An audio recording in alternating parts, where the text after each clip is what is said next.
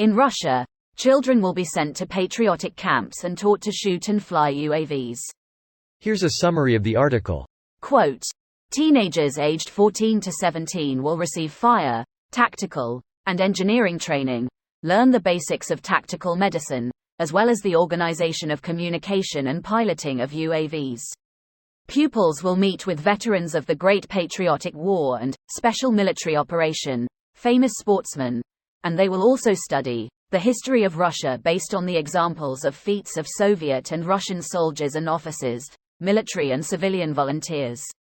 Details. It is reported that the first summer shift will be held under the motto, Time of Heroes. The organizer is the Voin Military and Sports Training Center, created on the initiative of Sergei Kirienko, the deputy head of the presidential administration. This post received a score of 20,000, with an upvote ratio of 93%. Here are the top comments in response to this article. Putin's youth. How many are actually kids kidnapped from Ukraine after their families were slaughtered and tossed into mass graves?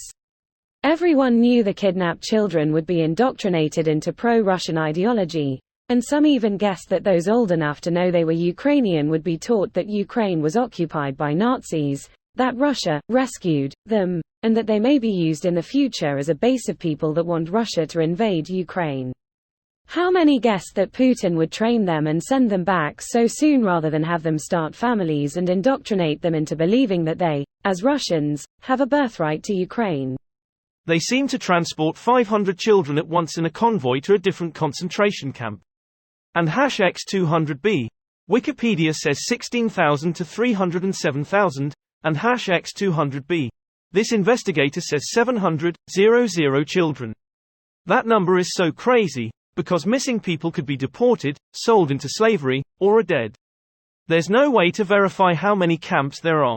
There's at least 50 camps, which they transport in convoys of 500 kids in a group at a time. It's genocide. We didn't know the extent of camps in Nazi Germany, until we liberated everyone. Oh great, it's happening again. It was already happening in China with the Uyghur Muslims, now it's just happening double. Same with the Tibetans in China. Same with the Falun Gong in China. I think China might be a problem, guys. Counter-argument. They give us a lot of money and stopping genocide would be expensive our businesses and politicians. Well, when you put it like that.